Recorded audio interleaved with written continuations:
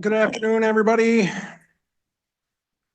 We're going to call to order the meeting of the Multi-Dwelling Development Committee and ask the clerk to call the roll. Dale Olson, I am here. Ben Kurzweil, Here.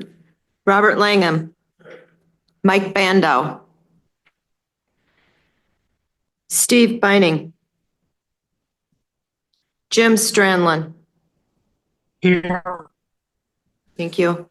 Laura Rusk, Sarah Delaney. Here. Ron Kinsley. Here. James Bassett. Here. Tom Housel. Bon Sutton. Pete Baraboo. Here. Thank you. Thank you. And we will have the Pledge of Allegiance. I pledge allegiance to the flag of the United States of America and to the republic for which it stands, one nation, under God, indivisible, with liberty and justice for all.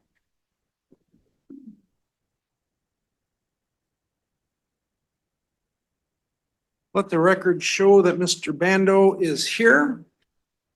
Thank you. And every time you say the Pledge of Allegiance on a county meeting, thank Ms. Nyberg. She was the one who was really instrumental in that. Did we comply with the open meetings law? Yes, this meeting was posted to the news media outlets and posted in the 3 public places according to the county clerk. Thank you. And the meeting agenda for discussion and action. I would like just a 1 minute at the beginning of the agenda here, just to bring us all back into, we start getting into definitions. We worry about semantics and does the plural S mean everything and all that kind of stuff. And it's hard to remember sometimes why we're here and what we're doing. So I think ask yourself these questions as we're going forth. So multi-dwelling development, what are the issues? What are the potential issues? What does it mean? So ask yourself, do we want 2 houses on every lot? Ask yourself, do we want it on the shoreland and not on the shoreland or vice versa? Ask yourself, if somebody wants to have a resort, should they be able to do that? And try to always focus on that first so we can get out of here within the next couple of meetings and not parse our words too much. Is there anything else on the agenda for action items? Hearing nothing, since it's an action item, I would entertain a motion to approve the agenda. Moved by Bob and second by Jim Bassett. All in favor signify by saying aye. Aye. All opposed? Thank you. Approval of minutes from 2/6. Everybody get a chance to look at those? Motion by Kinsley, I'll second. second by Mr. Kurzweil. Discussion, hearing none. All in favor signify by saying aye. Public comments. I have one slip from Ms. Zillmer.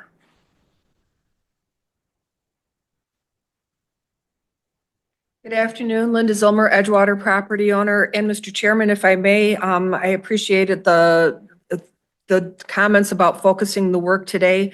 And there might be some people who weren't present at the last meeting, but I think what I watched the committee do is they looked at the inconsistencies in the ordinance, and then they looked to state statute definitions and administrative rule definitions to see if they fit with what the county zoning ordinance was. And if they did, they went that direction. But that does not mean that you are going to be just adopting state definitions. You will also look to what the current definitions are to correct the inconsistencies and make sure you still include the language that's unique and meets the intent of the Sawyer County zoning ordinance. The other thing is when that process is being done, to be aware of, you might be creating nonconformities, which is I would think you'd want to avoid. But just to recap what happened last time, a lot of time was spent on dwelling definitions. And if you think of this as a structure and not the use, this is a dwelling unit. It's for one family. This could be a single family home or a dwelling. In state statutes, what was discussed the last time is that under state statutes, a dwelling can be a single family home or a two-family home. And so I think because there's no red line version, I think for future meetings, please have red line versions of what you acted on at previous meetings so you can agree that that's really what you voted on, but that's what I understood.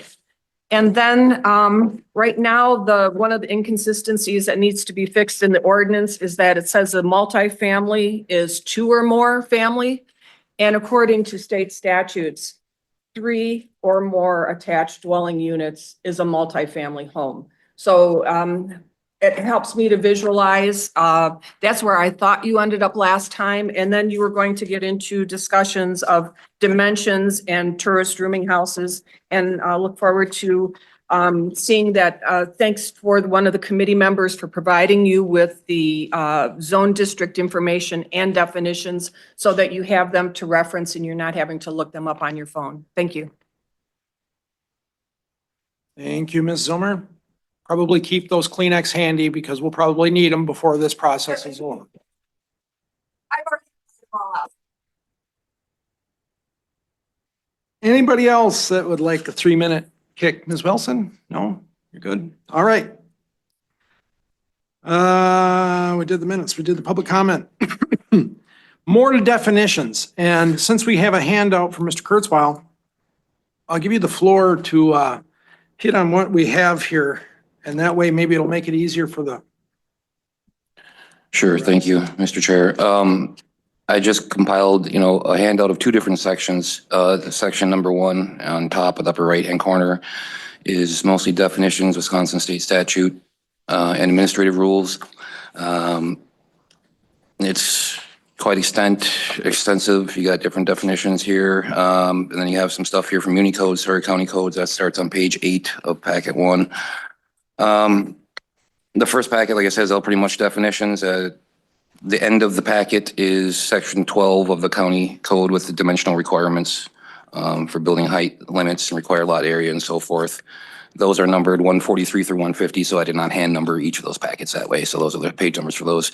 On the packet number 2, which is 2 circled in the upper right-hand corner, it consists mostly of the zone districts, the permitted uses and conditional uses stated for each zone district, going from R1 through F1 and A1, with commercial in there, obviously, too, in the different Rs. So those are what the 2 packets are, and I thought it would be beneficial, I guess, to have us something, a reference to look at when we start talking about definitions, so we're not all scrambling on our phones or having Kathy put something up on the screen. That's hard for me to see anyway from here. So I just thought it'd be beneficial to have this documentation in front of us. So that's about it.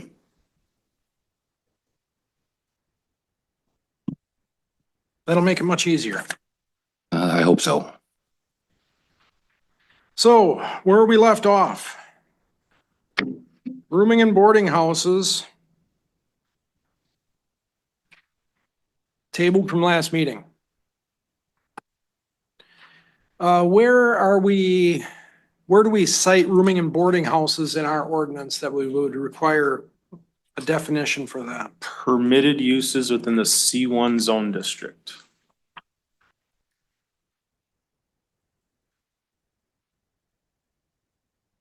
So that's going to be on packet number 2. Yeah, they're also as CUPs within the R1. But I don't believe they show up in RR1 or RR2.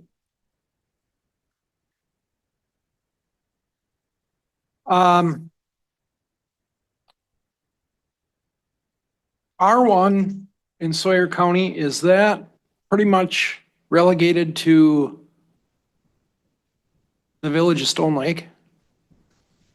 No, I mean, there's mixing R1 throughout the county. The large majority of it is actually probably surrounding the city of Hayward, outside of the city limits. That's where our most concentrated R1 zone districts would be located, but there are other mixing R1s scattered throughout the county. Okay. And on packet 1, page 3 is where you have a state definition for a bed and breakfast establishment. Packet 1, Yep, page 3, and I think the subheading is 1G. 1G, bed and breakfast establishment means any place of lodging that satisfies all of the following. Provides 8 or fewer rooms for rent to no more than 20 tourists or transients, provides no meals, is the owner's personal residence, is occupied by the owner at the time of rental, was originally built and occupied as a single-family residence. So we are talking about rooming and boarding houses. Do you think that rooming and boarding house sounds like a bed and breakfast establishment?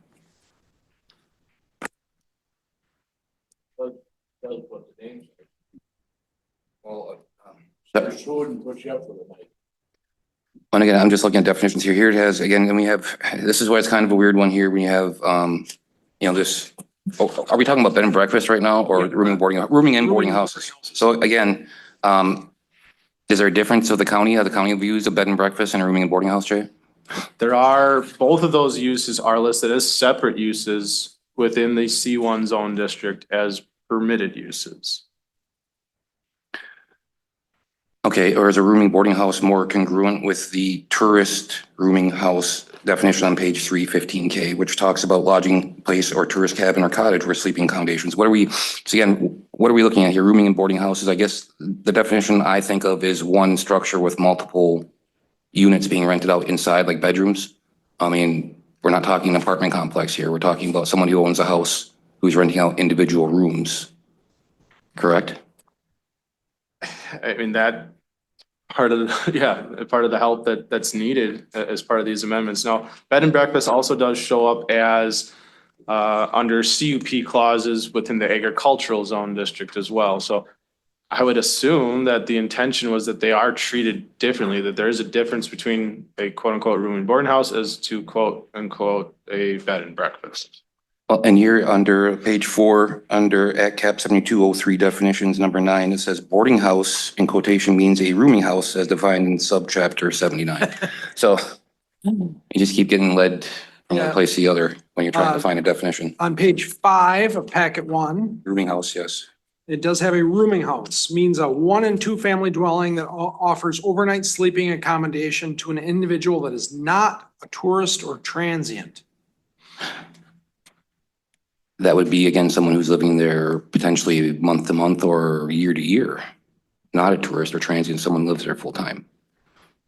So rooming boarding house, it almost seems the definition would be renting out rooms in your house full time to people who are residents of the area. And a bed and breakfast would be for transients and tourists and offering breakfast. Does that make sense? It does. Except that Ms. Delaney? it says that a tourist rooming house definition does not include bed and breakfast establishments. So Yeah, there's a yeah, I think we're gonna have, distinction with the food. I think we'll have to define bed and breakfast separately from a rooming and boarding house. Because again, one is for transients, that is the bed and breakfast, and the other one is for non-transients, which would mean people, residents of the community, from my interpretation of the definition. For simplicity's sake, Ms. Delaney, could we take rooming and boarding house and make it rooming house? I was gonna say, if you take out the word boarding, that to me confuses everything. So there's either a rooming house or We're getting a lot closer then, and we have a definition. I'm fine with that. That was a motion? I'd be delighted to make a motion to remove the word boarding and go strictly with rooming house. And then take the state definition for rooming house, which would be I'm fine with a that. 1 or 2 family dwelling that offers overnight sleeping accommodation to an individual that is not a tourist or transient. Was that your second? If that, yeah, okay. Okay, so we do have a motion, we can discuss this, that we're taking rooming and boarding house from the Sawyer County definition, changing it to just rooming house, of which there already is a state definition, which means, and adopting this definition, means a 1 and 2 family dwelling that offers overnight sleeping accommodation to an individual that is not a tourist or transient, which sounds to me like a rental. Rent. Right. Rental. Renting bedrooms as opposed to apartment complex. or Yeah. apartments, yeah. So we got discussion on that. How does everyone feel about that definition for a rooming house?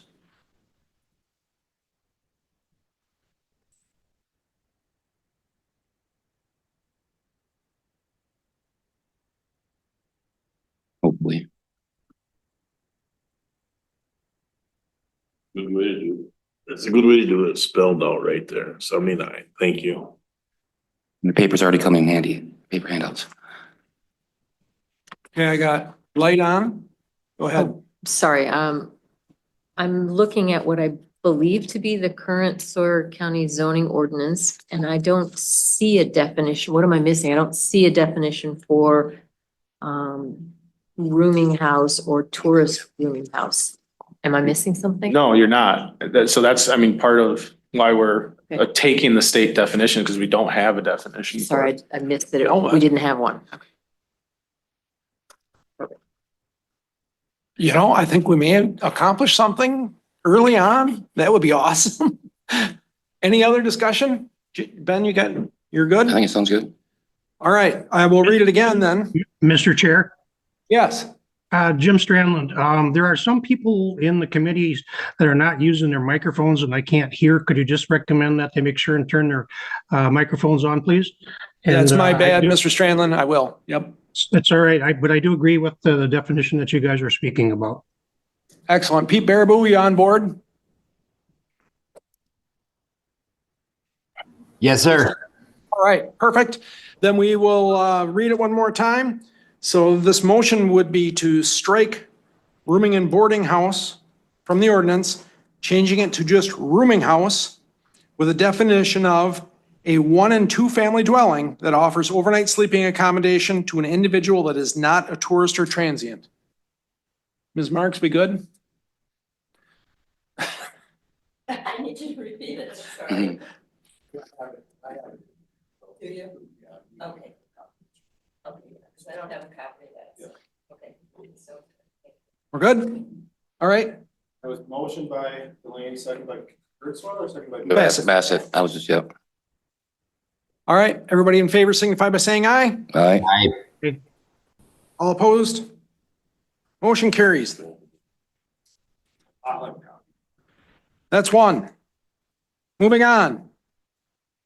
Dwelling, multifamily. This one will probably be a little bit more difficult. Page 1 of handout 1, multifamily dwelling as defined by the state statutes. As defined by state statute. Yep, Why don't you go ahead and read it, Mr. Kurtzwell? Multifamily dwelling means an apartment building, row house, townhouse, condominium, or modular home as defined in statute 101.71 parent 6 that does not exceed 60 feet in height or 6 stories, and that consists of 3 or more attached dwelling units as defined in statute 101.61 parent 1, the initial construction of which is begun on or after January 1st, 1993. Multifamily dwelling does not include a facility license under chapter 50. So I see there the difference between the county and the state, as Ms. Zilmer mentioned earlier, was 2 or 3, I believe. So I think where we are right now is we are accepting that 2, as Ms. Zimmer has pointed out, 1 and 2 is a dwelling. It's the same definition. So now we're looking at 3 or more. 3 or more.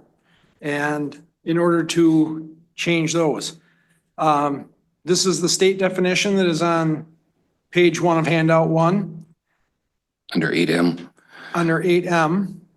I guess my only question is, why do they have a cutoff of January 1st, 93? They're saying anything built after 93 is not a multifamily dwelling? Jay, you know anything about that? I don't. Maybe Okay. that's when that language was first adopted and they didn't want to create nonconformities.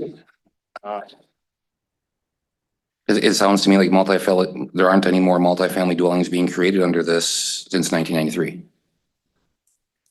Other way. Oh, After. after 93, and which will begin on or after. Oh, yeah, there you go. Yeah. Sorry, I'm my mistake. speculating here, pure speculation. But if you remember what a modular house was 40 years ago, they were the thin wall kind of, yeah, they were not much. And now a modular home has 6-inch walls and is basically just two pieces brought in that's made in a factory. And I'm wondering if the definition of a modular home changed at or around that date. We do have in the county, trailer homes have to be made post 1972. 1972, I think it is for trailer homes. It doesn't matter, but, so we have some dates in there because the way they built the trailer homes changed then for fire retardancy and things like that. That's why they have to have that date. If we're going to consider this definition, which I think is absolutely fine, I do wonder if we should, well, let's let Mr. Bassett go. I'm worried about the 60 feet and 6 stories because you can't have 60 feet and 6 stories in Sawyer County anyway. So we should amend that part at least to what we have for code for height, which is 35 feet from. Grade to peak. If I may, Mr. Chair, I believe last meeting we did approve the state definition for multifamily dwelling, which, you know, we've already approved this state definition. The difference in the ordinance is where it's laid out within the conditional use permit clauses, that within the RR1 zone district and the RR2 zone district, it lists a use authorized by conditional use for this multi-dwelling development. Within the R1 language, it lists dwelling / multifamily. There are different definitions, and that's been some of the issues as to how to, you know, regulate this, because they're very similar in their definitions, but they're distinctively different and shown differently within the ordinance. Just to clarify there, you're saying that on R1 here, I see multifamily 3 or more dwelling units is allowed under conditional use in R1. And then you're saying, see again, from what I understand, let's see here. So in R1, it says here under number 1, uses under conditional use is multifamily. And you're saying it's there and where not else, or through the multi-dwelling development? Yeah, so like you said, in R1, it says multifamily, 3 or Yep. more dwelling units, but then you go to the definition within the current ordinance, and it talks about this dwelling multifamily, a dwelling or group of dwellings on one plot containing separate living quarters for 2 or more families, which may have joint services or facilities. Well, I guess I think we try to hammer out these definitions first, and then if we just Plug do. and place them where Well, they yeah, go. yeah. Well, if we do away with multi-dwelling development altogether, then we can start placing what belongs in what zone district if we're taking it out. Because again, it seems to me like some of this stuff is allowed only under the multi-dwelling development part. And if like well, you know, so I mean, it seems resorts are not allowed under R1 unless they're allowed under multi-dwelling development. So. And that probably was the intent, is they wanted to allow for, you know, resorts in RR1 and RR2, but then still have these kind of apartment complexes or row houses within R1. Well, and I guess I think a lot of us feel the multi-dwelling development is a phrase that we're gonna have to, once we decide what we're gonna do with that, we can start figuring out, you know, is a resort or hotel motel allowed on R1? Because as I read it right now, a multi-dwelling development is 3 or more buildings, and that would mean a new condo, hotel, motel, resort would have to be 3 or more buildings to be allowed in R1. But a resort can be less than 3. So that's why if we did away multi-dwelling development, then we wouldn't have this issue. And then we could say, well, do we want a resort in R1? Maybe not. R1, maybe, R2. But I mean, I think that's kind of the point with, we have to deal with multi-dwelling development before we can start plugging and placing what All right. zone districts. Mr. Bassett, you've been very patient. I am still concerned about the duplex and the multiple dwellings. I mean, a duplex is in both of those categories. I think it's confusing to anybody that comes along and reads this ordinance. I think a multiple dwelling should be a multiple dwelling, 2 or more, not 3 or more. I think we ought to, for all intents and purposes, forget about the word duplex, my opinion. I don't disagree, but I think the state statute is going to overrule us on that. And part of last meeting, we did eliminate defining a definition for 2-family dwelling. We just said we're not going to define it. So is Mr. Basket, I mean, you're looking more for like a definition of a one-family dwelling and a definition of a two-family dwelling, so they're separate and not lumped together? Is that what you're asking for or saying? You talking to me? Yeah, yeah. I have no idea what you said. Are you looking to have a differentiate, like a difference between a dwelling, so it's not a one-family and two-family? You want a difference between the two of them? I want or what I believe the ordinance should read as a one-family dwelling is one building for one family. And I think anything more than that is a multiple dwelling. It's over one for a duplex. And if you have duplex running in there and you have multiple dwelling, and I come from Chicago and I'm stupid for what our ordinances are in Sawyer County, that's confusing.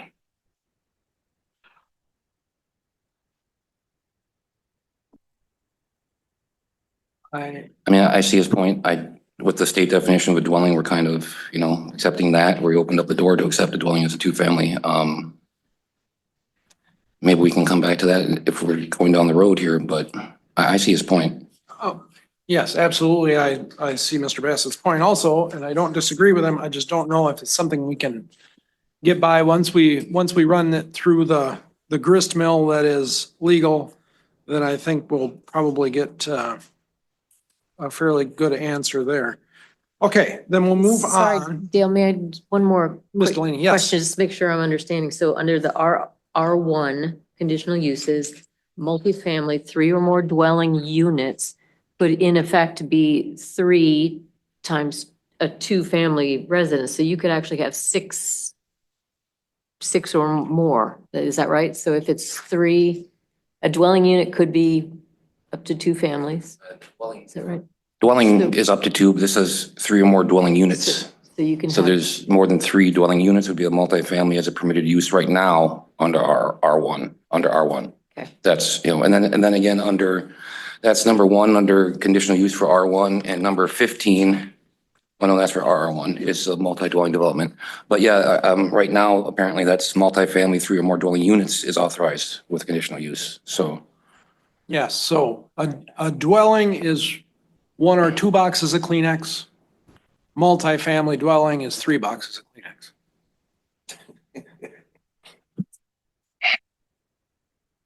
Or more. You good with that? We don't want. Well, a dwelling is like a 2-pack, it could be a 1-pack or a 2-pack of Kleenexes. And you start getting into more, you're getting more packs with different boxes of Kleenex inside them, because if each box is a dwelling unit. Yes. So I don't know if that's the best analogy. Well, let's just, for expediency's sake, so we're on multifamily, dwelling multifamily. We have definition 8M on packet 1, right on the first page. And this says that it does not exceed 60 feet in height, which I think is ridiculous to have in this county since our maximum height is 35 feet. And I don't believe there's any story definition or any stories that are part of Sawyer County's zoning ordinance. No. It's just a height limitation. It's not a story limitation. Yeah, there's no stories. So I think it would be important so we don't tell people in one area that you can't go up to 60 feet, and then in another area, you tell them you can't go over 35 feet. We should just leave it at 35 feet. If they ever change that after we're all gone, so be it. They can change both of them later. And- Now, didn't we do this last month? Right, so we We already did this. We already passed approved the it. definition of multifamily dwelling. And again, I guess I go back to the existing ordinance where there are 2 definitions that are very similar in multi-dwelling development and dwelling multifamily. And I think that's the distinction we need to make, is that do we combine those 2 definitions or eliminate the one? And then as to where do they plug in place as part of the zone districts? Because again, I'm almost looking at that the R1 zone district was intended to have, joint dwellings that could service common utilities such as sewer and water. where is there a scenario in the R1 with a cup that you can have two separate boxes of Kleenex? Or three separate boxes of Kleenex? So we already have the definition down for this from last meeting. And we have to plug in place at some point, but I think we should keep going on with our definitions and start making some progress with those, and then we can kind of plug in place, my opinion. All right, so to move forth, we have a definition, which, does anybody remember? We took the state version of the definition, and I believe we knocked it down to 35 feet and 3 stories. Okay, we did that. As part of this, then since we did that, would we like to furthermore remove one of the definitions from the ordinance that's already there when you have dwelling, multifamily, and multi-dwelling? I think it would be important to have one definition, not two. Well, there's another issue with this discussion because I have gotten a phrase lately too of multi-unit development, which I thought multi-dwelling development had changed into, because I thought it used to be MUD and now it's MDD, but apparently MUD is still around, and that's something that we're gonna have to talk about too when we get to that multi-dwelling development. What is the actual difference between a MUD and a MDD, and all that? But I think you're on the right track. Mr. Chair, I would just recommend let's do this tourist rooming house state definition. Let's do the bed and breakfast definition, and then we can get into this. I think, well, number 11 is removal of MDD as permitted use and use authorized. So that's kind of where that agenda heading is. Okay, so we don't have the two that are currently in the ordinance in front of us anyhow. So I think that would be, we can put a pin in that one then and come back to that to pick one or the other that's already codified for multifamily dwelling or dwelling, whatever the two different ones are. We'll put a pin in that for next time. So moving on to tourist rooming house. Would you like to hit that quickly? Oh, Mr. Bassett, hang on before you do. Mr. Please. Bassett, you're on. Mr. Bassett? Oh, excuse me. On the definition of multifamily dwelling means an apartment building, which everybody knows is a building going up with more units for family units or sideways with family units. Well, I'm on the wrong apartment building. A row house and a townhouse, it's pretty much the same thing. A bunch of units on a row, townhouse, pretty much the same thing. Condominiums could or could not be a multiple dwelling because there are condominiums from old resorts who each living unit is in a separate building, which, how do you consider that under multiple dwelling? It don't make sense. And let's go to the modular home. Modular home is not a multifamily dwelling. You could take a modular home, which is nothing but a distinction of manufacture. And how could you could make it into apartment building by stacking them up or stacking them sideways, and you got an apartment building out of a modular units. And the same thing goes for the row houses. Line them up in a row or condominium. I don't even see, I think condominium needs to be looked at, and I think you need to get modular home totally out of this. Again, my opinion. Very good. We'll put that on with our next kick at the cat. Mr. Kurzweil. Yeah, and to me, condo is more of a form of ownership too. So that's something that we should discuss too, why condos or what rules condos play in all this. So I agree. Tourist rooming house, are we there, Mr. Yes. Chair? Okay. On page number 4 of your number 1 handout of definitions, section 14-4-4 definitions, tourist rooming house. Would you just hit that again Yep. real quickly, please? Means all lodging places in tourist cabins and cottages. I'm sorry, page 4, section 14-44. It's in the middle of the page, page 4. Tourist rooming house means all lodging places in tourist cabins and cottages, including short-term rentals, other than hotels and motels, in which sleeping accommodations are offered for pay to tourists or transients. It does not include private boarding or rooming houses, which we decided just rooming houses. And it does not include private boarding or rooming houses not accommodating tourists or transients, or bed and breakfast establishments regulated under Wisconsin Administration Code, Chapter ATCP 73. And that, I believe, is the exact same definition I have listed on the agenda, right? It does look to be. Did I miss? Means a lodging place. No, it looks pretty similar.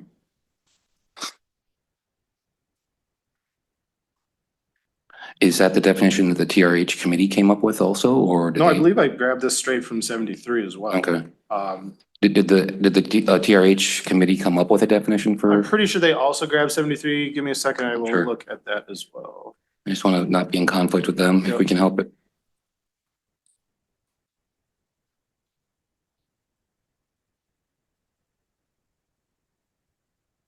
Well, if that definition is the same for consistency's sake with the rooming house, what do they call that? Yeah, tourist rooming house, that, if this definition is the same as what the rental group came up with and the state, I know Mr. Kinsley likes conformity, uniformity.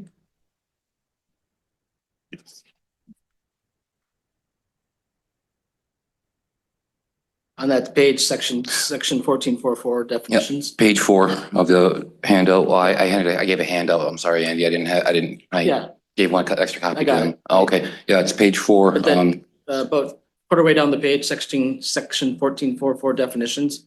That's the tourist rooming house definition from the Muni Code under public health. It's the same. Yeah. Yeah, what you have listed there is copied right from the Okay, well, yeah, this is copied from the state. So if you guys have the Nope. same things, section 1444, that's the actual section in Muni Code okay. definitions. Yeah, I think this is, Great. yeah, this, like I said, Below that is the state definition. So we already have a county and a state form of this definition already accepted. Do we want this, does this committee want to accept the same definition or branch out on our own? I say I'm gonna make a motion that we accept the state definition for a tourist rooming house. Motion by Mr. Kurzweil. Second by Mr. Kinsley. Discussion, To reiterate, the tourist rooming house, the state definition would means all lodging places in tourist cabins and cottages, including short-term rentals, other than hotels and motels, in which sleeping accommodations are offered for pay to tourists or transients. It does not include private boarding or rooming houses not accommodating tourists or transients, or bed and breakfast establishments regulated under Wisconsin Admin Code, Chapter ATCP 73. thank you. No more discussion? Mr. Alberto? Just to clarify, that's the county definition. What you just read. Okay, The state definition, I believe, is below that. It's where I think it says the same thing, but it reads differently. and it has it broken down. The 15K is the state definition current. Yes. I believe Yes. So. I'm okay going with so the 1444 is what the county already has? Yes. No problem with that. Very good. That's what was read. No more discussion? Jay, you got your light on? Jay's got his light off. All in favor signify by saying aye. All right, Aye. All opposed? Mr. Bassett opposes. We'll record that and move on to bed and breakfast establishment. Means any place of lodging that provides 8 or fewer rooms for rent to no more than a total of 20 tourists. I think that's a typo. Tourist, should that be pluralized? I'm not sure. Mhm. Or other transients for more than 10 nights in a 12-month period. Is the owner's personal residence, is occupied by the owner at the time of rental, and in which the only meal served to guests is breakfast. That sounds like a bed and breakfast to me. Mr. Kurzweil? I'm sorry. Sounds good to me too. Anyone else have any thoughts? Any discussion on that? Jim or Pete, you good with that? I can read it again? I'm good, sir.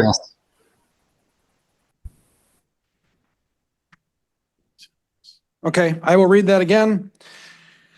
Bed and breakfast establishment means any place of lodging that provides 8 or fewer rooms for rent to no more than a total of 20 tourists or other transients for more than 10 nights in a 12-month period, is the owner's personal residence, is occupied by the owner at the time of rental, and in which the only meal served to guests is breakfast, is a bed and breakfast.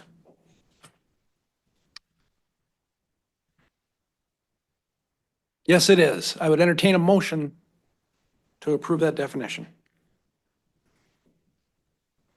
I'll make a Mr. Ch- motion.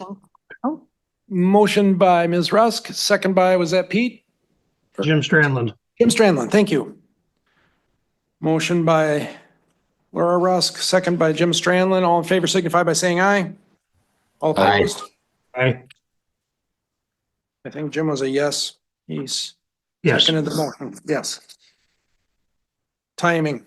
All right, moving on. Number 9, density requirements.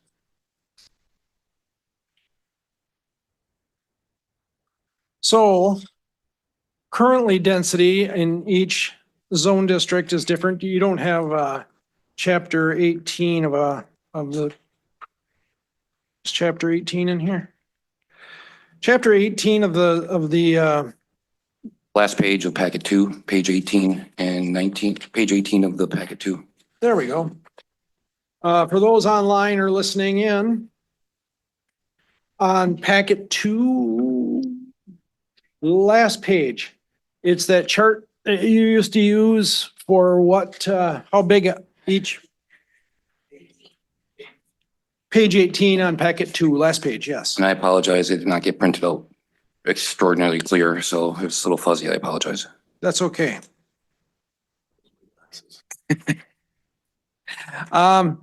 So right now, it's got all the building height limitations. And it has, if they're publicly sewered, how big a lot has to be without public sewer. It's got minimum lot widths, it's got setbacks and things like that. So when we're talking about density requirements, if this committee decided it was appropriate to have multi-dwelling development on these types of properties, it would be different to a single dwelling, which again is 1 or 2 family, and would have, could have different minimums for the size of the lot, the setbacks required, not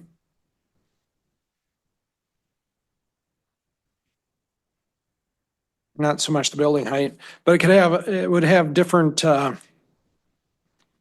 could have different dimensional requirements. So right now, on we'll call it a normal lake lot, has to be a minimum of 100 feet wide with 100 feet of frontage, 200 feet in depth minimum, measured at right angles. Let's just take I'll throw one out there. If you were going to allow multiple family, two dwellings per lot, in my mind, it would double the lot size. Would the septic keep up? Not a single one, probably. But I think for new multifamily dwellings, it would be, if you're going to have 2 houses on two dwellings on a single lot, then it would have to be big enough to accommodate, instead of 100 feet wide, 200 feet wide. I don't know about the depth. And are you talking dwellings or dwelling units? So if we have 2 dwellings with 2 dwelling units in each of them, we have 4 families on a 200-foot lot. Yeah, Okay. yeah, because I don't think we're not going to get away from that duplex thing. I don't see any way of avoiding that without, don't have to like it, I just don't know if we can escape from it.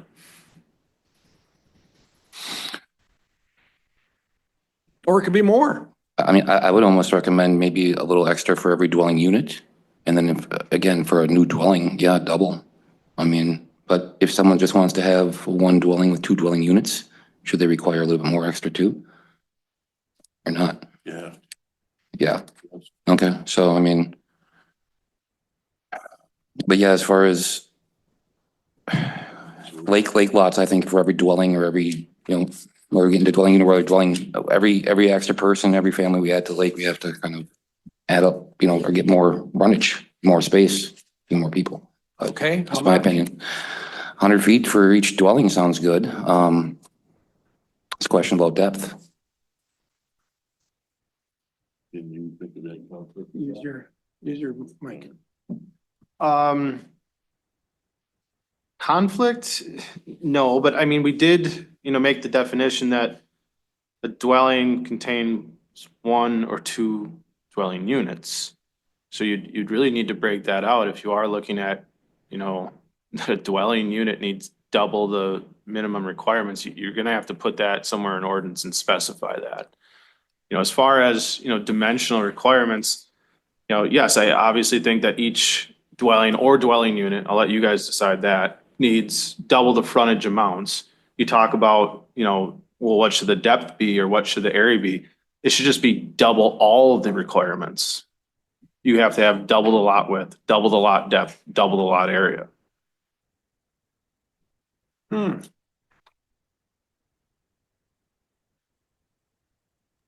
Or Mr. Chair? split the lot if you can. I mean, really. Well, the question, Mr. Strandland? Yeah, whoever was just speaking about double and double, I feel that's very fair.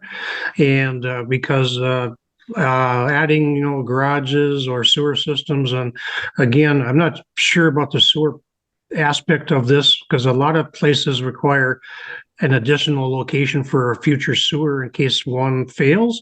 So doubling both directions makes a lot of sense to me. I agree. And whoever that was, I could not hear him. That was Mr. Bassett. He agreed with you. Thought it was a great comment. I am just looking, if we double both ways, so instead of 100 feet wide, we're 200 feet wide. Instead of 200 feet in depth, we're 400 feet in depth. That's 80,000 square feet divided by 43,560 square feet in an acre.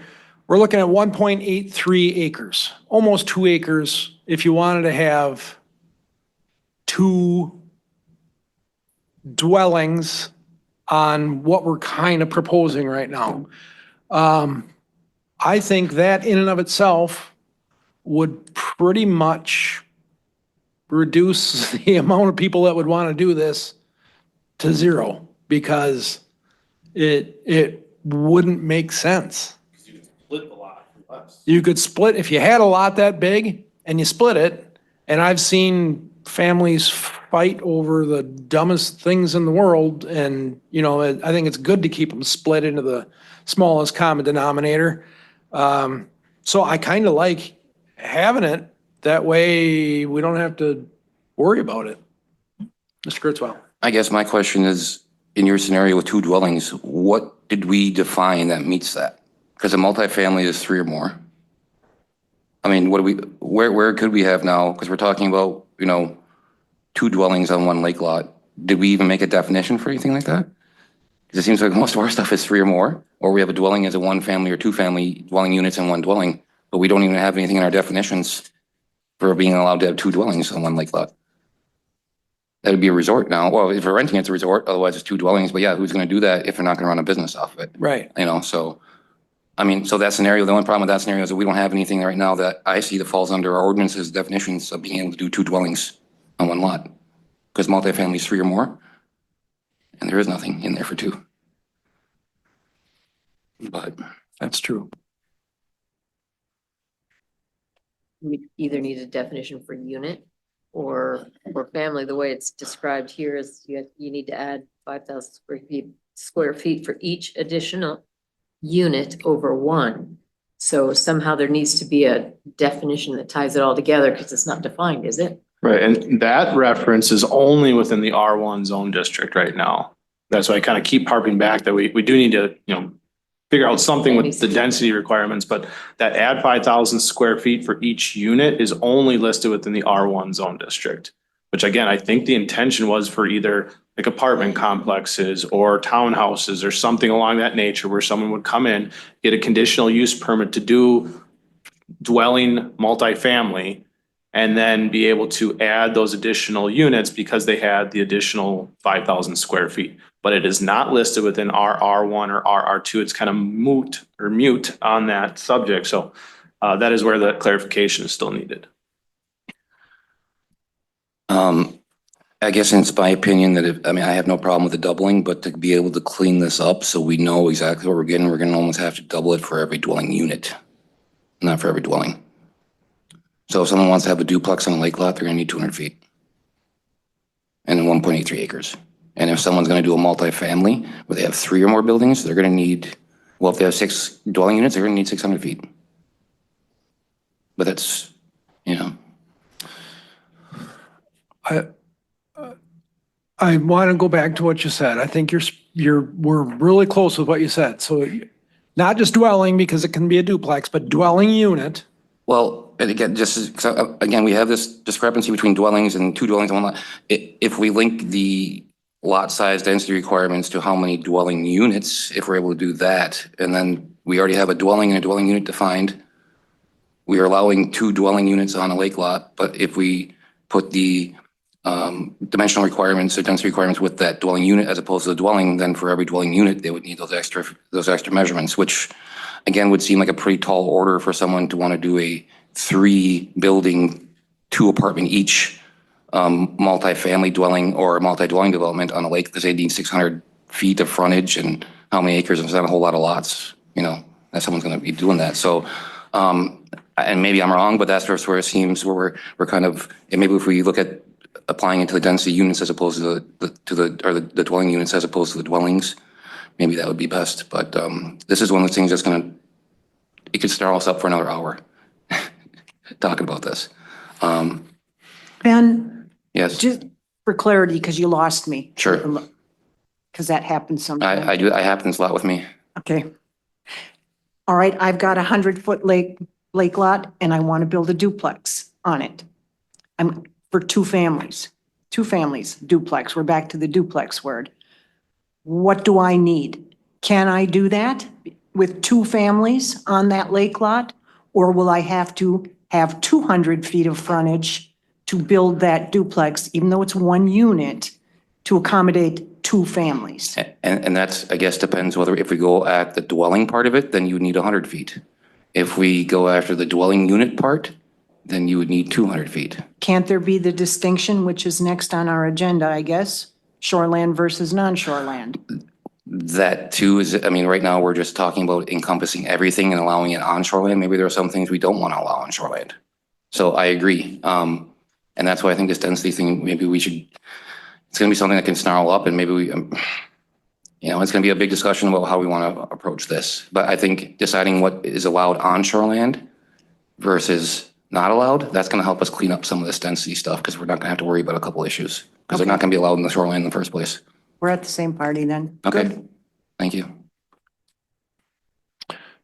Just to throw a wrench in the cogs. I agree with Laura's question on that. Okay. Laura, good question on that. Yeah, so she broached it and the way we're discussing it is exactly the way it would be. However, at the very beginning of the meeting, one of the things we had to look at was, what if somebody did want to build a resort? I can't imagine it, but there's potential. They would have to have a mountain of property to have a 10-unit resort. Through R1 or RR1 or R2, but maybe the density requirements are going to be different under commercial. Aren't they already different than residential? I believe so. So what, I'm just saying maybe restrictions should be a little harder under R1, especially in RR1 than RR2 or C1, but I'm still of the opinion that someone can, if they wanted to start a resort without that amount of frontage in a residential zone district, that they could go the commercial route. But I know that could be maybe considered spot zoning or something like that. But I guess, yeah, I think the R1 in particular should be more restrictive than the rest of the Rs. So. I have another question. If a duplex is allowed on a 100-foot lot, can there be one well and one septic system? Yeah, Or do they have to have, you can share. they can use one? Yeah, I wouldn't ever recommend it because you're gonna have finger pointing. You had more fish fries and went to the bathroom more than I did, so you caused the sewer system to fail, so you gotta pay more. So I would never recommend you share those systems, but there's nothing against it. Yeah, lots of the condos have shared systems. There's even some where it's just two neighbors that have a shared system, a shared well. I think it happens Enough. enough, yeah. Never recommended, but it's It- allowed. Well, just like I was saying, why have a big piece of property when you could cut it into 2 or 3 pieces and everybody still keeps their share? Same thing goes with the shared septic and the shared well. It's just an invitation for disaster. Mr. Bassett? Now, when we're talking about this, we're talking about the typical 100 by 200 lot, yes? Yes. See, I don't believe a double housing unit on the 200 by 100 feet would work in the country. I think in a city where you had public municipal, excuse me, it's. Municipal well and sewer. Yeah, yeah. Without having the septic in the ground on that same lot, I think it would work. But out in the country where you gotta put the septic system in, and it all depends on what your soils are and everything. There's no standard size. It's how much the soil will absorb the moisture out of the system. I think a so-called duplex, I hate that word, with 100 by 200 lot, I don't believe it would work. And the average typical home, and I have no facts on that, but I mean, what, 100 years life? You could go through 2 septic systems in that period of time. I don't know. I'm just rambling on. At least.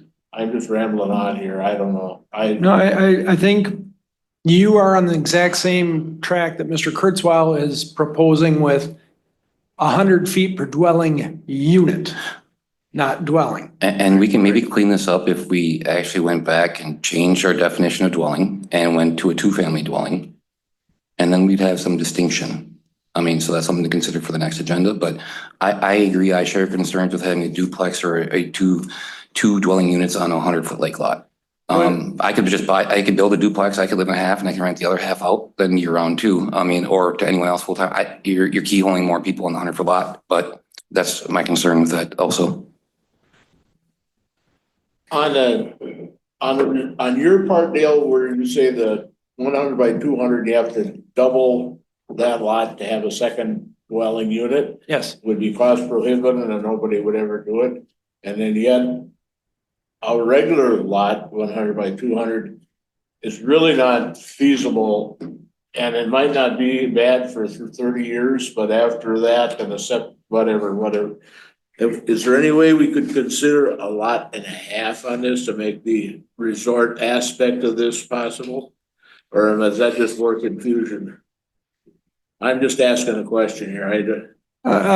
We certainly could. We can come up with whatever recommendation we want out of this ad hoc committee. I think the resorts could be handled, as Mr. Kurzweil said, as either a planned unit development or a planned unit development, that it's part of the ordinance already, just nobody has used it. Or, as he said, make resorts commercial instead of putting them on residential. It would make everything non-conforming is the problem. Existing non-conforming if you made it all commercial. Or for new ones, I'm not in favor personally of a conditional use for resorts because since it's in the shoreland district, towns don't have the authority to say no. When it's in a non-shoreland district, a town can say, no, not gonna happen in our in our community, we feel strongly about this, and it can be overridden if it's in the shoreland district. So I wouldn't be very amenable to having it as a conditional use permit, so I'd like to find another way. Do you have any ideas? No. Zone district is one of them. Because ultimately then the town would have a kick at a rezone, but if it is in the shoreline, like you said and reiterated, you are, correct. I would hope that the county or zoning committee and or county board for ratification would take in the town's opinions on any of those cases. You had said before, I don't know if anyone's gonna do a resort. We actually had a request last year for someone that wanted to build on an island, and they wanted to actually build like 12 units for a boys and girls camp or like a underprivileged youth camp. Now, ultimately, that request luckily it was withdrawn. But there are people out there that are still looking at doing these ventures. And it's just, I guess, what path do we potentially guide them? You got to rezone it to commercial. The only fear with that is once it's rezoned commercial, and most of you should know this as well. Once it's rezoned to commercial, you can't put conditions on that has to be used for resort use. Now, all of a sudden, they can open up a welding shop or any other permitted uses within the commercial zone district. Island welding. Right. I like it. It's a niche. Can I recommend we table density requirements till next month and move on to number 10? I'd also ask if we could take a 4-minute recess. It'd be great for me. 5 minutes. It is now 3:02. Let's try to be back by 3:07. Thank you. We are in recess. All right, thank you, everyone. We are back in session. Mr. Bassett is going to be back in just 1 minute. There has been a request to table the density requirements.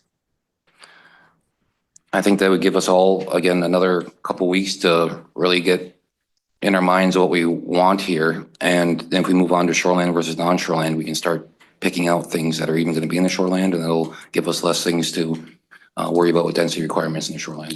Is there go ahead, Ms. Rusk. But if we're going to do that, if we're going to table it till the next meeting, we should know what we're supposed to be thinking about before the next meeting. Are we talking about, as Jay and I were just talking about, you've got to clarify, are you going to completely eliminate multifamily dwelling units on a shoreland lot? Or are you going to allow them with double the density? Sure. So those are the things that we should be thinking about, so we're not starting from scratch I agree. next time. Also, we have to, I think the feeling of some of the other committee members is that there's schism here too. We have to make sure we're dealing with I don't think some members want a duplex on a 100-foot lot, on a lake lot. Okay, just from what so that's something that we're gonna have to address and maybe come back. Again, one way to fix that could be separating a dwelling, 1 family and 2 family, defining those. And we say a dwelling, 1 family is allowed on lake lot with 100 feet. A 2 family needs 200 feet. Okay, that's one way to do it. Because right now with our state definition of including 1 and 2 family dwellings, we're kind of at a place here where we're now allowing a duplex on a 100-foot lake lot. If we allow because it's a dwelling, we allow dwelling on a lake lot. So I've been talking to some committee members too, and I think there's going to be that schism too that we have to address for the density requirements, whether we're going to allow 1 dwelling with 2 dwelling units on a 100-foot lake lot, or are we going to allow 1 dwelling with 1 dwelling unit on a 100-foot lake lot, and anything else can be extra. So, Mr. Kurzweil, just for parliamentary procedure, you did start with a motion. Could you rescind that or just for a moment if we're going to sure, continue? I can rescind that motion Okay. to table the density requirements till next month's meeting or next week's meeting. Thank you. Well, so we can continue with discussion that way. And Mr. Bassett, you've kind of reiterated the same thing. You don't want duplexes on a 100-foot lot. No. Mr. Langham says the same thing. Mr. Bassett? Particularly if you're living in one half, who would want a resort type clientele moving in the other half and having parties all night, keeping you up and awake? And I don't believe anybody would want that. I wouldn't certainly. Mr. Langham, you just agreed with that? Yes. Okay. Jay, how many do we have out there right now, you think? Duplexes on shoreland? Yeah, I can think of one. Not many. One on Round Lake. Not many.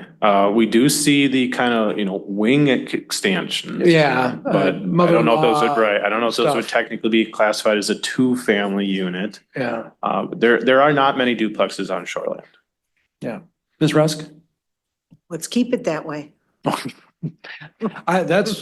I'm kind of hearing that. So if we're going to table this, you kind of got an idea of what the general consensus is, Ms. Delaney? You just mentioned the word that was on my mind. How does the county deal with mother-in-law, separate apartments? If you're building a new dwelling, it could be considered a bedroom. It just happens to have a separate door. Does the county consider anything special or differently with dwellings like that? You would go back to the definition of dwelling unit in the current ordinance and whether or not that separate addition that you're making for the quote unquote mother-in-law suite meets the definition of a dwelling unit. Which is really as kind of that independent kitchen facility is what we've been looking at. Where if you're gonna have a separate addition and that separate addition includes a bedroom, bathroom and kitchen, it's a separate unit and really is not allowed as of right now. Now, if we want avenues to allow for mother-in-law suites or the potential of ADU units, that would certainly fall under the scope of this committee. Accessory dwelling units is ADU units, and there are certain towns and certain counties that are picking that up, and it's more so than just what Sawyer County allows for temporary guest quarters. We did carve that provision out a few years back. That's kind of the overflow or bonus sleeping room in a garage, but those are specifically not to contain walled off bedroom areas, less than 500 square feet and no kitchen facilities. The ADU units that we're starting to see in other portions of the state, those do include kitchen facilities as basically I'll call it a tiny house for the mother-in-law. All right, well, I just think mother-in-laws are wonderful and is she online? Okay, never mind. Then we will entertain a motion again to table density requirements till next meeting. Sure, I'd make that motion to table the density Motion by requirements. Mr. Kurzweil, Second, second by Ms. Rusk. All in favor? Aye. All opposed? Aye. Thank you. Shoreland versus non-shoreland. And this was tabled from the previous meeting, so let's dispense with this one. So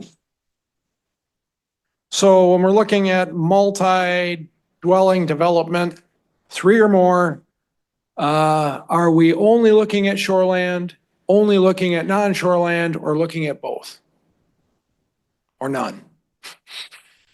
Mr. Bassett?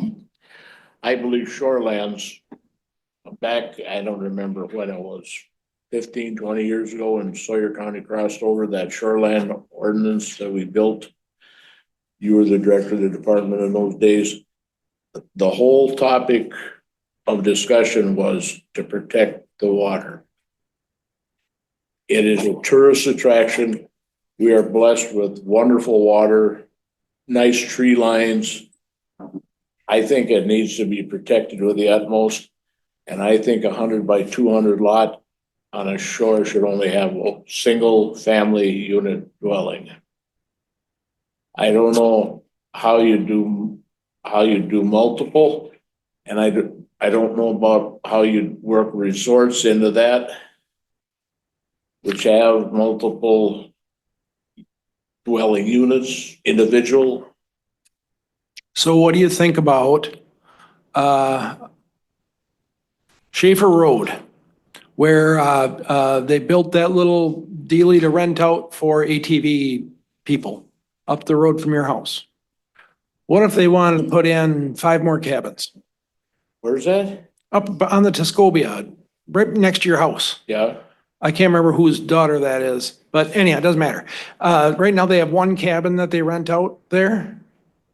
And what if they wanted 5 more? That's a non-shoreland piece of property that they own. I think that's Bill Schaefer's old place. But what if they wanted to put 5 more cabins on there? Is that something for that would be multi-dwelling development? That's what we're talking about. Is that something that we're amenable to here or not? I mean, are they looking to expand to, they rent out one right now, they're looking to rent out 6 in the future? Sounds like they're running a resort. This is all Right, hypothetical. right, but it sounds like they're going a resort then, and that would, yeah, depending what, I don't know if they're zoned there, but, I think the feeling of most people here is that we want to protect the shoreland. And like you mentioned earlier, Mr. Chair, the shorelands where the towns do not have any say when it comes to certain things. So that's why, obviously, I think we should look at offshore land too, but the main stuff we're looking at here is what to allow on the shoreland zone. Because that's what, you know, is the most important resource that we're trying to protect. So I still think that we should get into some of the off-water, non-shoreland stuff, but I think it's going to be a lot less restrictive, obviously, than if someone wants to build multiple units, or if at all, if we want to allow that at all. And here's a chance, like I said, to say, do we want to allow some of these things on R1? I think the consensus of most people on this committee is no. But if I'm mistaken, please speak up. So shoreland, non-shoreland, both, neither? On-shoreland only. Non-shoreland only is Mr. Kinsley's thing. So we would only do the multi-dwelling development. It would only be allowed on non-shoreland? Is that what Mr. Kinsley is promoting it, that it would only be allowed on non-shoreland and not allowed in the shoreland zone, period? I think so. I think so, unless someone can prove me different. You want to protect the water, you're gonna put one building there. Mr. Bassett? I would agree with that. I think if we have whatever kind of multiple dwellings you want to get into, I don't believe they belong on the water. But if you get across the road beyond what you would call the shoreline, let the rest of the ordinance take over. Now, for the purposes of this discussion, shoreline is defined as any land within 300 feet of a river or 1,000 feet of a lake. Oh, okay. Because that's just the definition of shoreline. Well, So- it wouldn't hurt then. I mean, it would be a little more restrictive to where you put the multiple dwellings if short under the existence of shoreland. But If we decide we want to do this, we just made our job a whole hell of a lot easier in this committee. I can tell you that. I'll make a motion, no multiple dwellings. Do I have to add duplex in there? On shoreland property, period. I can't add a duplex in because we have a state definition. So we're going to clean that up. Yeah, we can't say anything about duplex because that's not a defined thing. You could do dwelling unit or single dwelling unit in the shoreland. Of course, does that? Now I gotta, because resorts are already existing. And I don't want to have a whole bunch of nonconformities out there. Mr. Kinsley, What if we're talking about residential and commercial? Let's deal with one first and then the other. but if it's commercial, I mean, it's commercial use. It's probably assessed as commercial, but it's not zoned as commercial. It's gonna be zoned RR2 in most cases. And you could certainly write in a date for that, where those that are pre-existing they are considered non-conforming, but as long as the use isn't changing, as long as you're not adding additional units on pre-existing, you're not really opening a can of worms. So you're saying add an effective date or a date that says everything before this date is legal and non-conforming, and everything after now is going to be following this. Right. I mean, that is an out. It is. And the other And- thing, go ahead, Bill. Well, when you go to sell a house, and you fill out your real estate inspection report, it says, is this a non-conforming piece of property, be it because it's too close to the water or it's in the wrong zone district. Because if all of a sudden we say, yeah, you can't do this in the shoreland district, and we've already got a ton of them, and we make them all non-conforming, does that open the door for somebody to say that's a takings issue? Because now my property is non-conforming. But even, I guess with the date, does it make it non-conforming? And I don't know about that.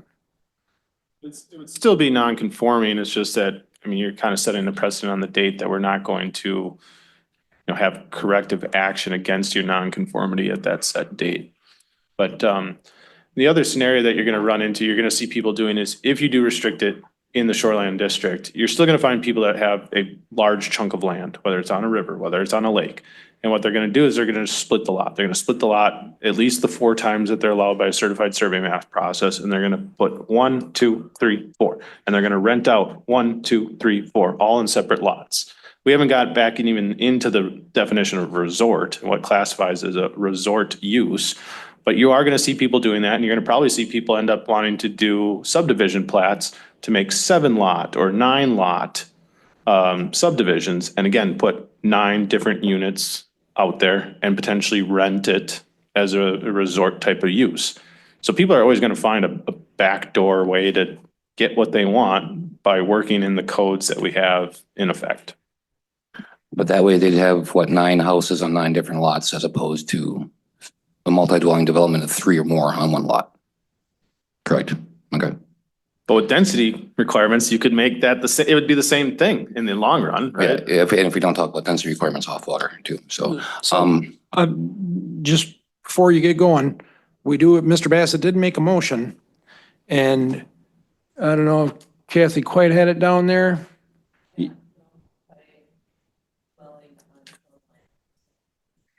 No multi-dwelling on shoreland. No multi-dwelling on shoreland. And you intimated that it included meant including duplexes. So, did you not intimate that? I don't want to put words in your mouth. Jay, how much water out there has a multiple type situation on the shores? I know most of the old resorts are condoed out now. Yeah, I mean, there certainly was a push that most resorts that were, you know, historic and referenced back from the 50s, 60s, 70s, they ended up going to the condominium route. There are still several, I'd probably put it upwards of 20 to 30 existing resorts that are in operation or currently operating as true resorts. From there, we also have existing multiple dwelling units on 1 lot. I don't want to get too far down that rabbit hole. That could be a whole nother session on it. But we probably have well over 1,000 of 2 cabins that were built back in the 50s, pre-zoning, that have always been as 2 dwellings, not attached as a 2-family dwelling unit, not as a duplex, 2 separate dwellings that are on 1 legal lot. Majority of people now are wanting to rent both of those units.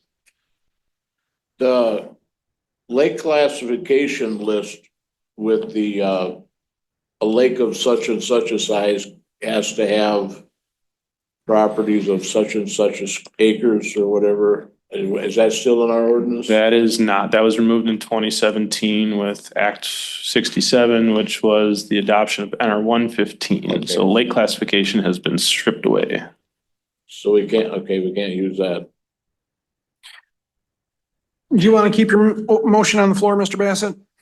What? You want to keep your motion on the floor? No, if we got nobody interested in second. Well, we never really gave it a chance. What? Why don't you make it again? What was your motion? Make it again. We all hear, we all know. I think it was to. Lakeshore properties, no multiple dwellings, including duplexes.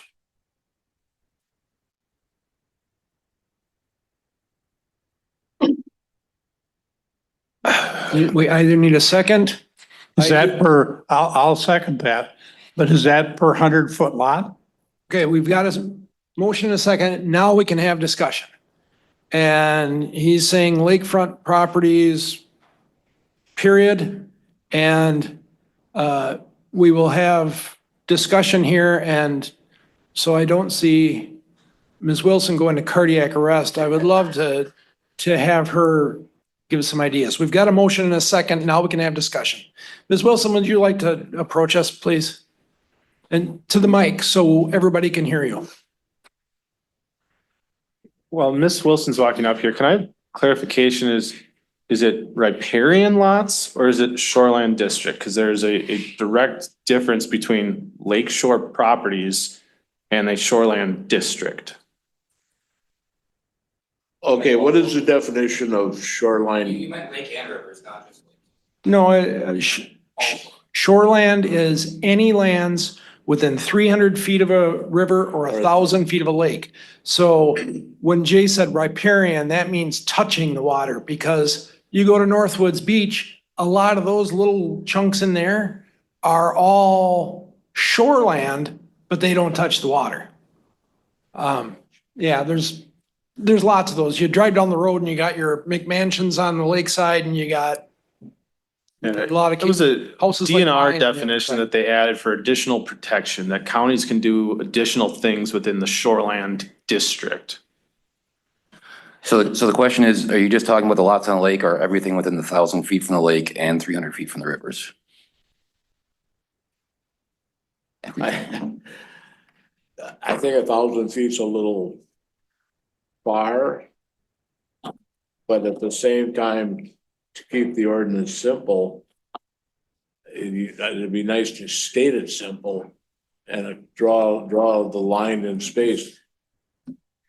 I hate to go in and change the 1,000 feet, then you gotta change another section of the ordinance, and this could play dominoes with the ordinance, gets tiring. I don't know the answer to what you're asking, Ben. I don't know how to. Well, we may get enlightened here.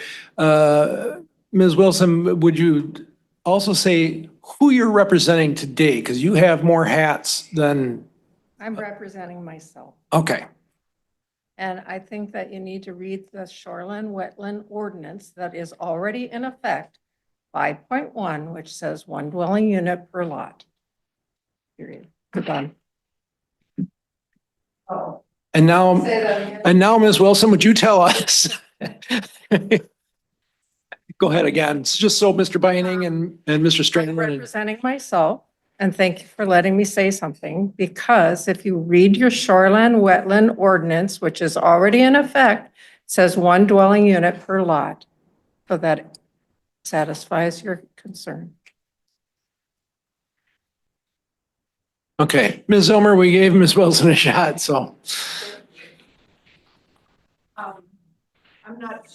Linda Zilmer, Edgewater property owner. I don't know if it's in your packet or not, but the Shoreland Zone District, Appendix B or whatever it is, and Appendix D, which is your general zoning, it is one dwelling per lot, not one dwelling unit per lot. It's one dwelling per lot. So first of all, that eliminates multi, which is 3 or more, but it's one dwelling per lot in both. Yeah. Yeah, But I mean, that is the confusing thing, because when this, for how many years this has been coming forward, people have misunderstood that it's one dwelling unit and it's, take the word unit out. Thank you. Linda, that is. turn on your mic, Mr. Bassett. Turn on your, That definition for all duplexes, doesn't it? Yes, because your number one permitted use in all 3 of your residential zone districts says right there, 1 and 2 family year-round dwellings are permitted uses in R1, RR1, and RR2.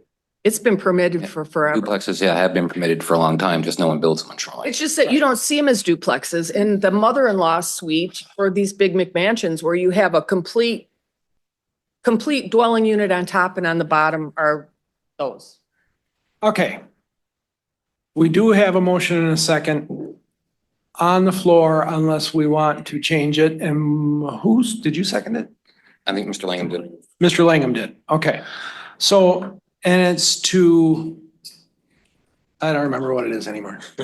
It was to take multi-dwelling development out of the shoreland zone completely, the whole zone, not just lake lots, shore lots, correct? Okay. Including duplexes.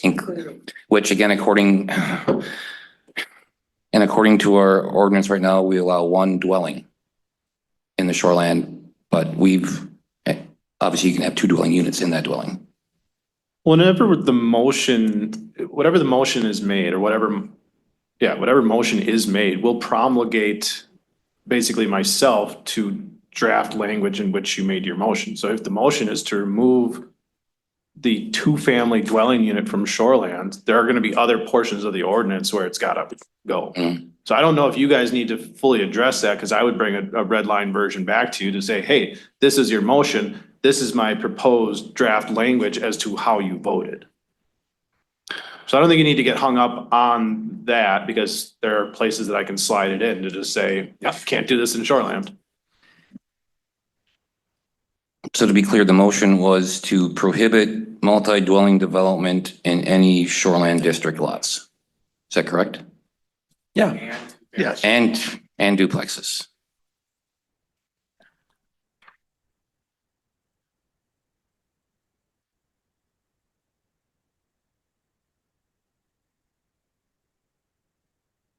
We do have a motion in a second, and I think we're done with discussion.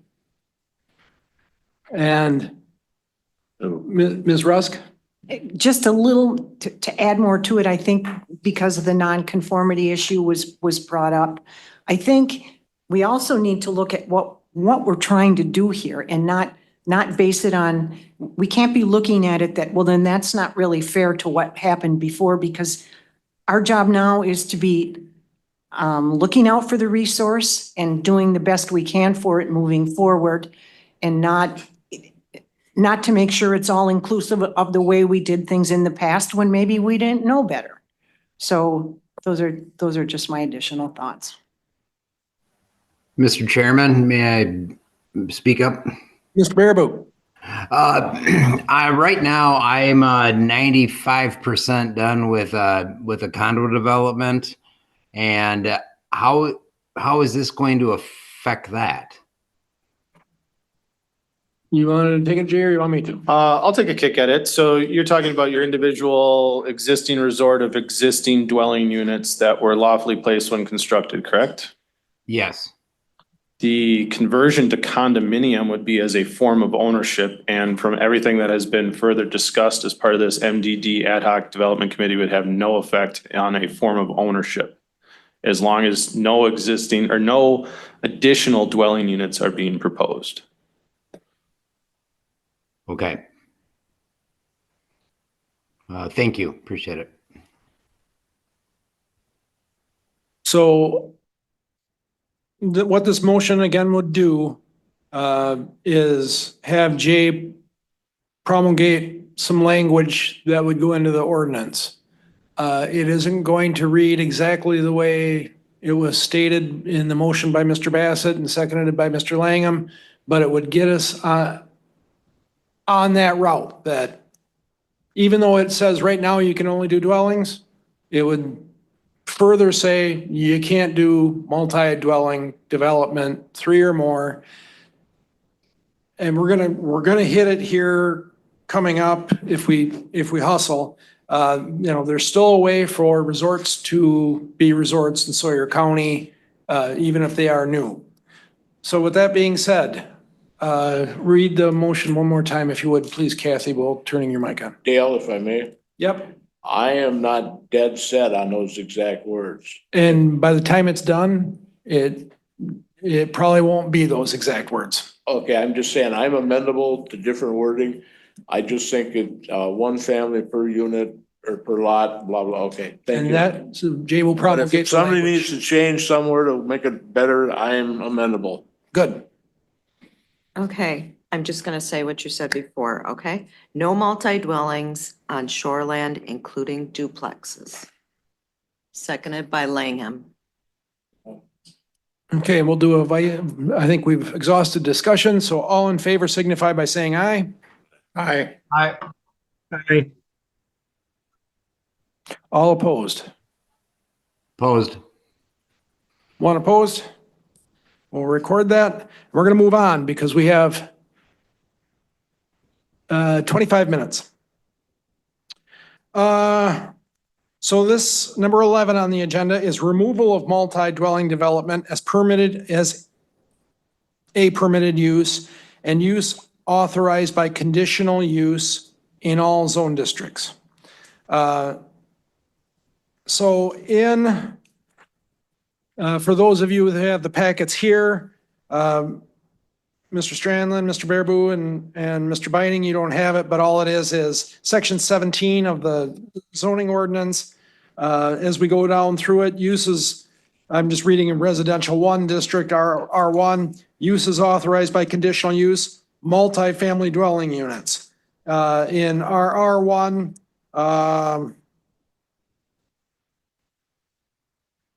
thrown back, multi-dwelling development. RR2, same type of thing.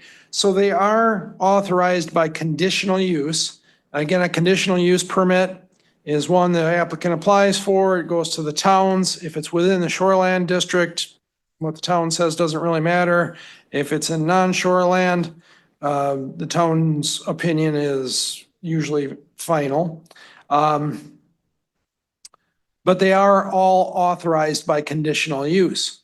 Seeing as how we did just pass that last motion and from the discussion held today, I think this should be a fairly quick discussion on the removal of multi-dwelling development as a conditional use. Mr. Kurtzbaum. And are you saying then that we would just kind of go with what we have for a multifamily? That would kind of cover that because we have a 3 or more, we've agreed on a multifamily dwelling units is 3 or more. And then if anybody wanted to go that route, we already have a definition. So why do we need the MDD? That's what I'm saying. Okay. My only statement too is that we just had a vote to not let the multi-dwelling development in shoreland. We are going to have to address multifamily then because we do have a definition for that. And if we're going to use that instead of MDD, we're going to have to define, address that on shoreland also. Looking at it, I'll just say this, under multi-dwelling development, there are several other uses, condominium, hotel, motel, resorts, which again, I think we'd be more behooved to define those and plug in place where we believe they exist. And I would be all in favor of just deleting the term multi-dwelling development or MDD from the Sawyer County ordinance. And I'm going to make a motion to have that term multi-dwelling development removed from the Sawyer County ordinance.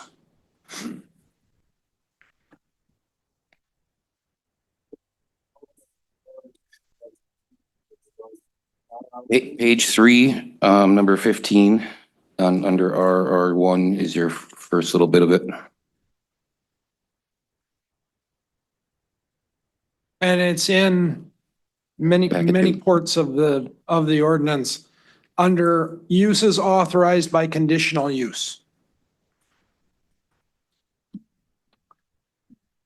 We talk about it a lot. It's kind of like Bigfoot. You hear about it, but you don't see it. As a side note, could we have, eliminate this abbreviated MDD? I mean, can we just have the ordinance have the words in there? This ordinance is confusing enough the way it is. Can we eliminate these acronyms in there? Mr. Kurzweil's motion is to eliminate multi-family development. Multi-dwelling development. Multi-dwelling development. Okay. In the ordinance.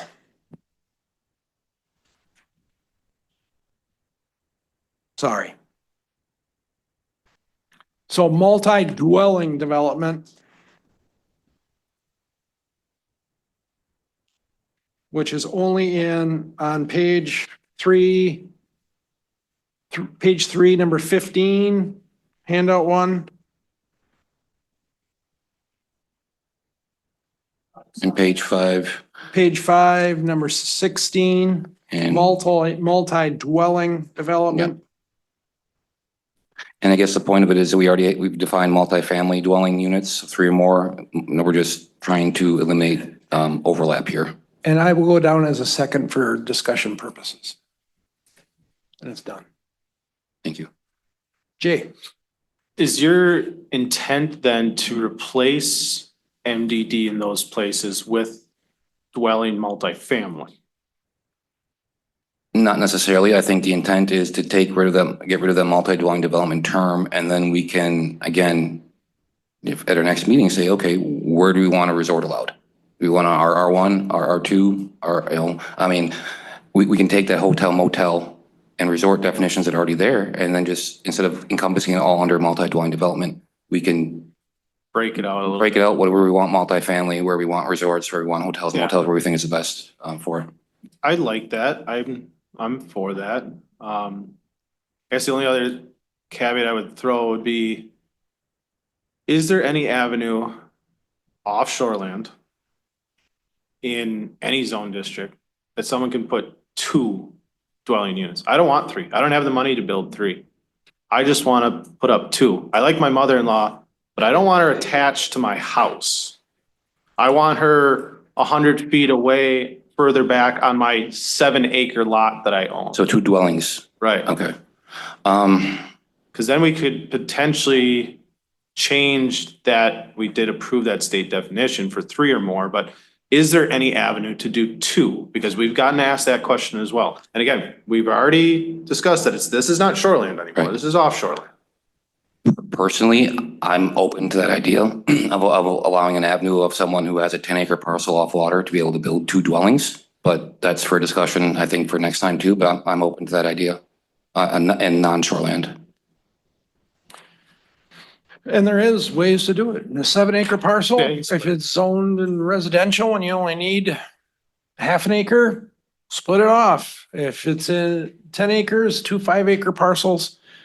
And, at least that's the one good thing. You always have another place to go because you still have Board of Appeals, you still have, a writ of certiorari for the Thank you, court. Congressman. Yeah, well, that happens enough. So what were we talking about again? Motion and second. Motion and Remove second MDD to from Sawyer County ordinance. multi-dwelling development. There Sorry, still thank is multifamily in there, but this would remove all the multi-dwelling developments. Questions, comments, discussion? Then everybody in favor signify by saying aye. Aye. Hey, Aye. All opposed? Motion carries. We did finish up with our regular-ish agenda. We have a couple things that were tabled until next meeting. We have 17 minutes left. I leave it to the discretion of the committee. The things that are left on here under number 12 are not as much, they aren't directly tied to multi-dwelling development. Would you like to, I did see that potentially we could be using a special use application and conditional use permits might tie together. If you want to just have these for discussion purposes, it's on the agenda and we certainly can. We go back to number 9. Dentistry, We're not going to get that solved in 17 minutes. I know that. But maybe we can reiterate what we need to get for next, again, next agenda, we need to clean up maybe our dwelling definition, multifamily dwellings and resorts, everything where we're going to put stuff. That seems like that's going to be on our agenda for the next meeting. Is that correct? I think on our, the next meeting, I don't know how much you want to get into density. We bandied about doubling everything, but we just eliminated it from shoreland. I think that issue is now moot. I also think we have to get on the next agenda as an agenda item, PUD. PUDs have been in this ordinance since 1972, I think. They've been there forever. It is a zone district, just like residential or forestry. It's a zone district called a PUD. It is planned and it is a rezone that the towns have a chance to say yes or know at, and neighbors and everybody within 300 feet would have a kick at the cat. I think it should be more, but everybody would be knowledgeable about it. And it still is an avenue for somebody wanted to have a resort. You can. You just rezone it to PUD. The towns get to take a kick at it. You can still have it. It would be legal. It would be licensed. It would be, have the whole ball of wax. It's just not used. We never have used it. Go ahead, Jay. Is your PUD future agenda item tied then with another one that we kind of tabled or put off as to a path to be a resort? Yes. And just so everyone knows, the planned unit development district is on page 13 of packet number 2. So they'll give you something to look over before our next meeting also. And for Mr. Strandland, Mr. Baraboo, and Mr. Beining, we have, should we email you copies or? Yeah, that'd be great. That was gonna be, Yes, that was gonna please. be my, that was gonna be my request, please, to get us that information as soon as you can. You bet. And it's all available. It's just the zone districts, section 17 and 18 out of the zoning ordinance. And the other packet was just the Wisconsin statute and administrative rules from DSPS, Division of Safety and Professional Services, where the state has their definitions. I'm not entirely certain on what 12A is here, and I would defer to Mr. Kurzweil. Well, there's a lot here. I don't know if we have time to get into. I would almost, can we skip ahead can we skip ahead to 13 and then come back to number 12? Because I believe someone on 13 probably will have something to say about number 12. Okay. Let's do that. We can have that kind of discussion after public comment. So we'll move 12 past 13 and have public comment now. Is there anybody, Ms. Zimmer? Can I go ask a question first? Yes, sir.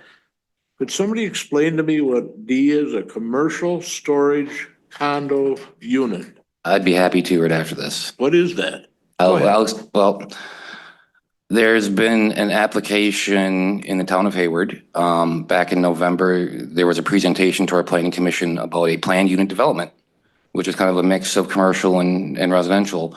Then a permit was issued, I believe in January, for 12 storage buildings, and it's being condoed. They've got bathrooms. It's finished off nice. The applicants came into the town planning commission board and said it was a lot more than a storage building, and can be used for a lot of things. And it's a situation that I don't think any other town has come up with before, because I'm being told since it's a condo too, there are certain rules and certain regulations that are followed the same subdivisions. And I guess it's an issue that's come up that maybe be something that we could talk about, because this is where I heard the phrase multi-unit development from Jay. And so this is where I'm confused over the differences between multi-unit development and multi-dwelling development, because I thought they're the same thing, but this is almost like, I guess, considered a multi-unit development type thing.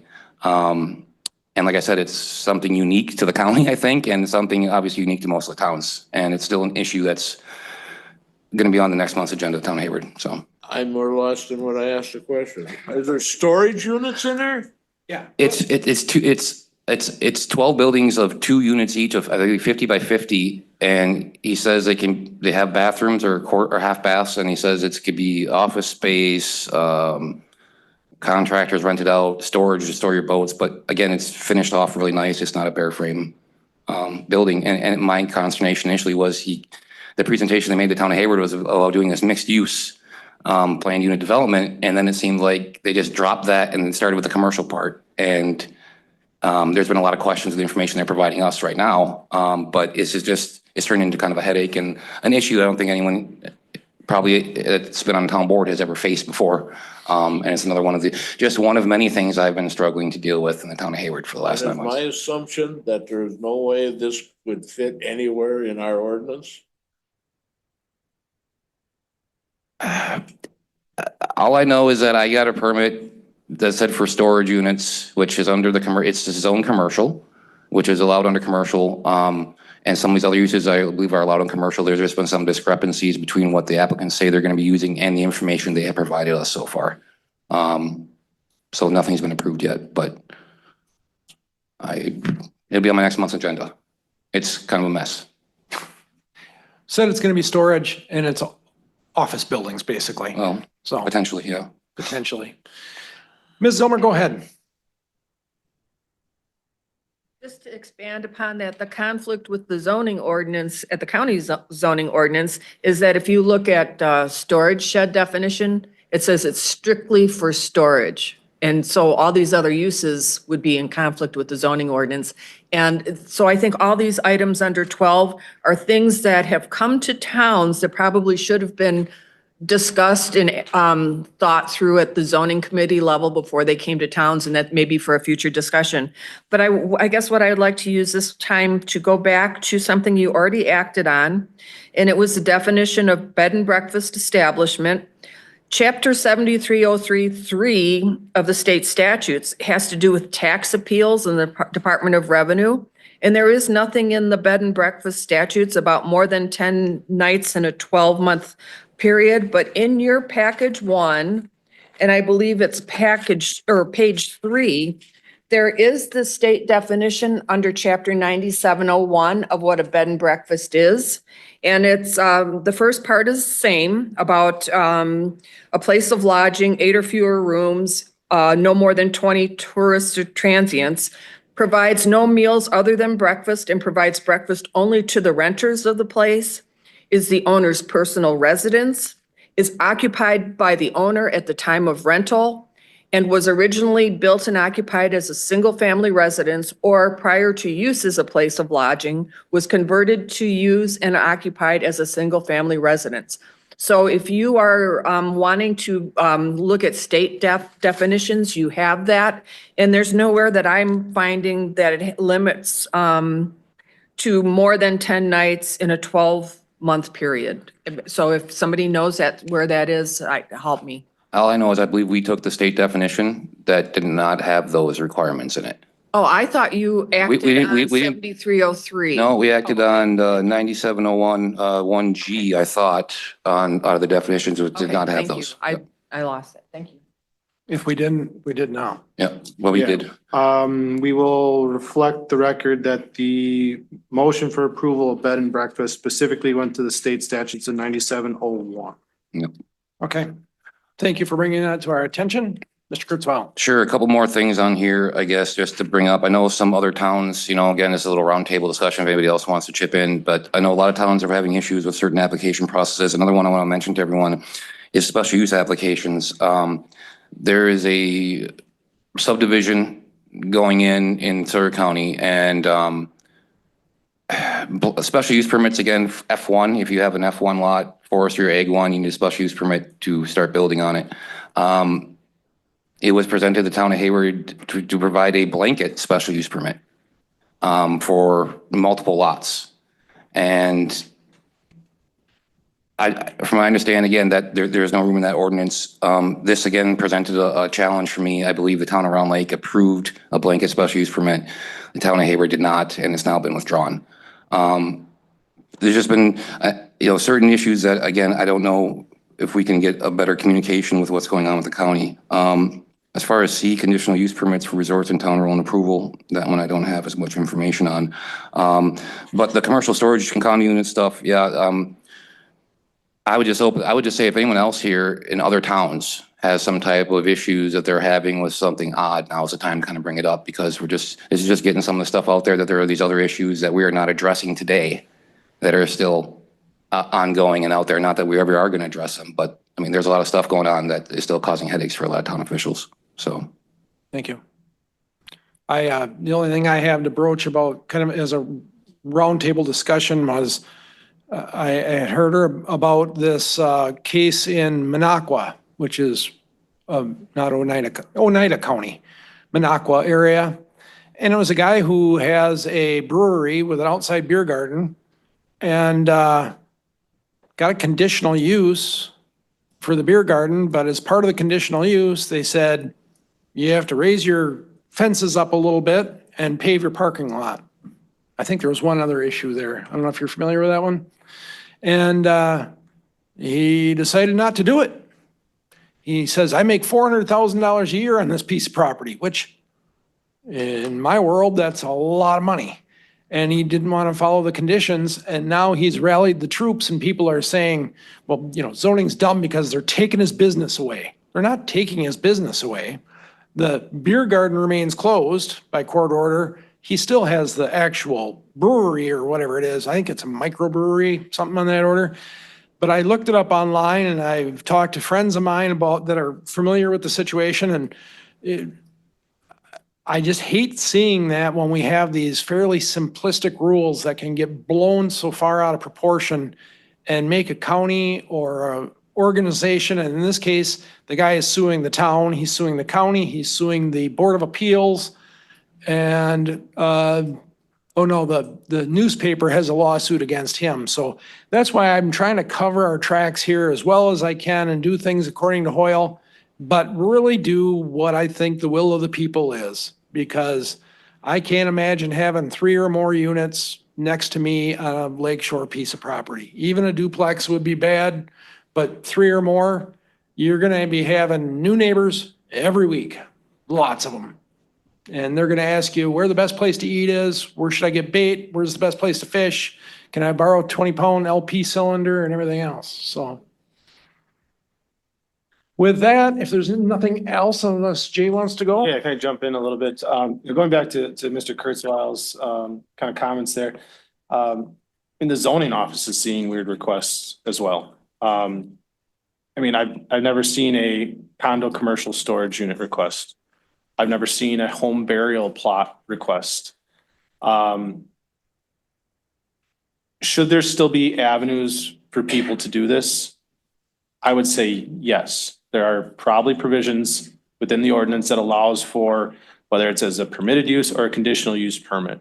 I'm all for working with the towns as to, how we develop that, but I don't have an all-encompassive guide when someone comes in for a request for this, that they need to provide X, Y, and Z.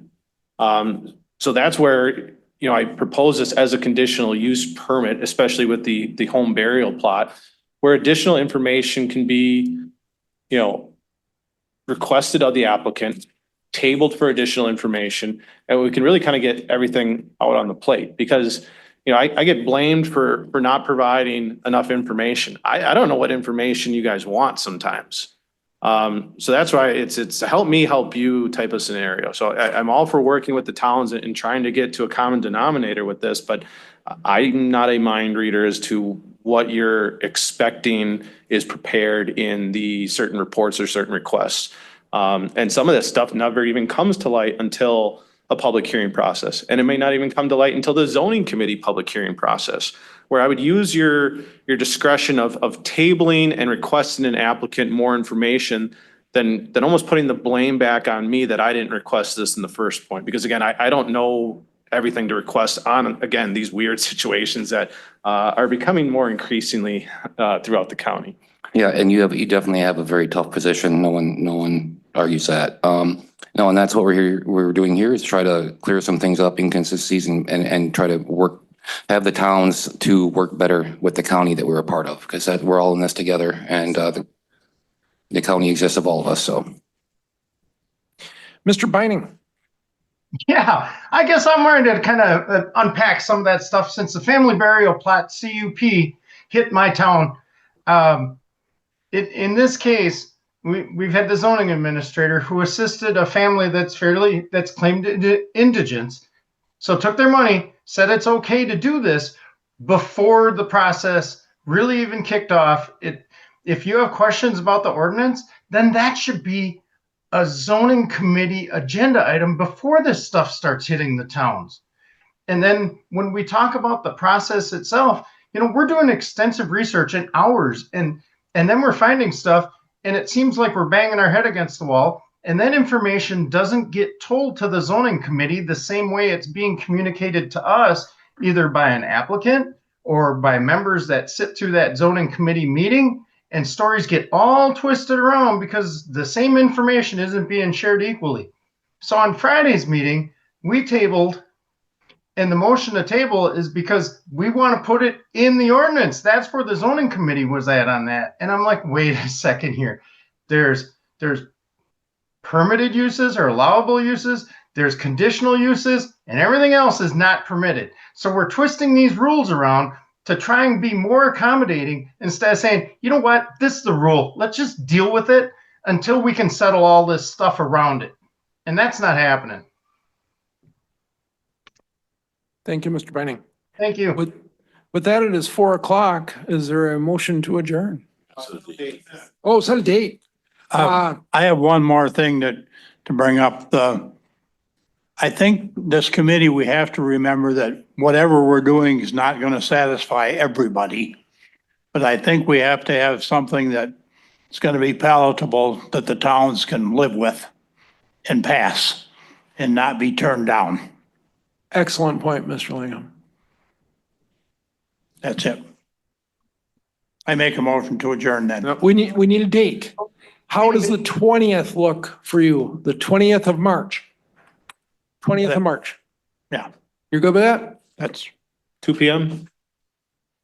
2 to 4 PM? Yeah. Consensus? 20th of March? 20th of March, Mr. Bassett. I do have a webinar that day, so make sure it's at least 2 or a little bit later, please. Okay.